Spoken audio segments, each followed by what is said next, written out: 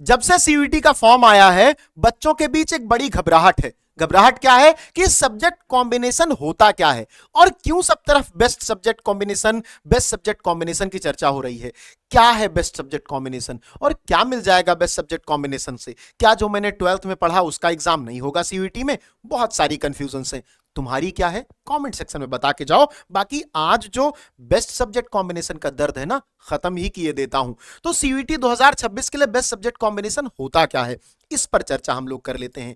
जैसे जब तुम लोग 12th का एग्जाम देने जाते हो तो कोई कॉमर्स की तरफ जाता है तो वो कॉमर्स के अकाउंटेंसी लेता है, बैंकिंग लेता है या बिजनेस स्टडीज लेता है। कोई साइंस पढ़ने जाता है तो पीसीएम पीसीबी लेता है। कोई आर्ट्स पढ़ने जाता है तो वो हिस्ट्री ज्योग्राफी पॉलिटिकल साइंस लेता है। लेते हो कि नहीं भाई? 12th में सबके अलग अलग स्ट्रीम है तो उसके स्ट्रीम के अलग अलग सब्जेक्ट्स हैं।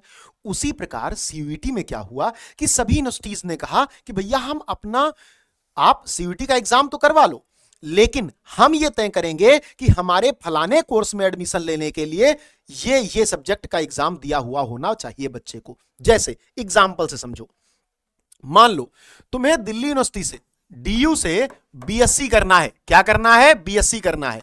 या तुम्हें इलाहाबाद यूनिवर्सिटी से बीएससी करना है या फिर तुम्हें बीएचयू से बीएससी करना है। अब ये 3 टॉप रेटेड कॉलेज हो गए। तुम में से बहुत सारे बच्चों को पता लगेगा कि भाई एक ही सब्जेक्ट का पेपर दे दो, तीनों में एडमिशन हो जाएगा, लेकिन ऐसा नहीं है। दिल्ली यूनिवर्सिटी क्या कहता है कि भाई तुम एक लैंग्वेज का पेपर दे दो और 3 डोमेन का पेपर दे दो।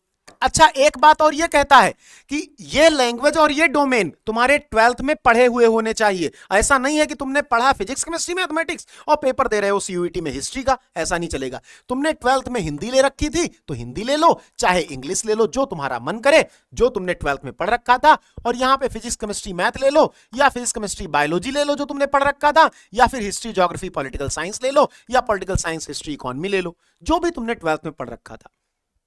ठीक है, तो इन्होंने कहा कि एक लैंग्वेज और 3 डोमेन का अगर तुमने एग्जाम सीयूईटी में दिया है तो हम तुम्हें बीएससी में एडमिशन दे देंगे। समझ रहे हो? और अगर तुम्हें बीएससी में चाहिए पर्टिकुलर तो पीसीएम या पीसीबी ही होना चाहिए। आर्ट्स वालों को बीएससी में एडमिशन कैसे मिलेगा? तो पॉसिबल ही नहीं है। ठीक है, अगर तुम 12th में साइंस से हो तो तुमको आर्ट्स में बीए में एडमिशन मिल सकता है, लेकिन अगर तुम 12th में आर्ट साइड से हो तो तुमको ग्रेजुएशन में बीएससी में एडमिशन नहीं मिल सकता। ये तो पता ही होगा। ठीक है, लेकिन वहीं अगर तुम इलाहाबाद यूनिवर्सिटी में बीएससी करने जाते हो तो तुमको इलाहाबाद यूनिवर्सिटी कहता है कि भैया मैं तो चाहता हूं कि तुम एक लैंग्वेज का पेपर दिए हो और एक डोमेन सब्जेक्ट का पेपर दिए हो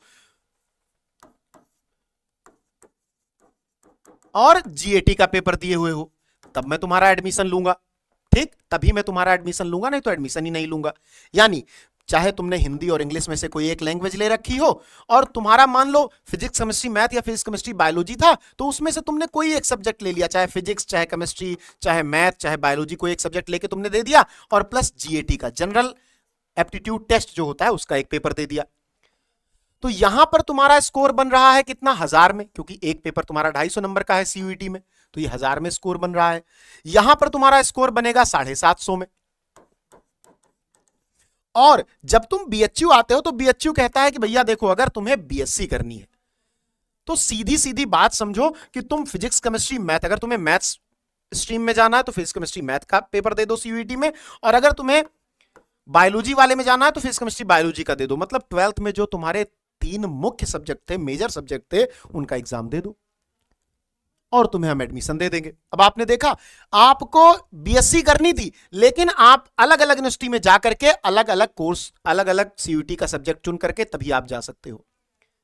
ठीक, हर यूनिवर्सिटी के लिए आपको अलग सब्जेक्ट कॉम्बिनेशन चाहिए कि भाई एक में है कि लैंग्वेज और 3 डोमेन हो, एक में है एक लैंग्वेज एक डोमेन और जीएटी हो, एक में है कि तीनों डोमेन ही होना चाहिए, फिजिक्स केमिस्ट्री मैथ या फिजिक्स केमिस्ट्री बायोलॉजी। अब बच्चा परेशान, वो चाहता है कि मैं सीयूईटी का एग्जाम दूं और इन तीनों में से किसी में भी मेरा हो जाए, किसी में भी मेरा हो जाए।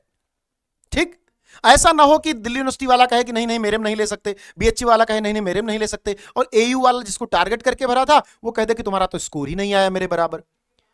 तो वहां पर बात आती है बेस्ट सब्जेक्ट कॉम्बिनेशन की। किसकी आती है? बेस्ट सब्जेक्ट कॉम्बिनेशन की। कि अगर तुमने एक लैंग्वेज ले ली, यानी समझो अब तुमने हिंदी या इंग्लिश में से कोई एक लैंग्वेज ले ली, तुमने जो 3 सब्जेक्ट, 3 मेजर सब्जेक्ट जो तुमने 12th में पढ़ रखा है खैर मेजर में इस्तेमाल शब्द नहीं करना चाहता था लेकिन करना पड़ रहा है।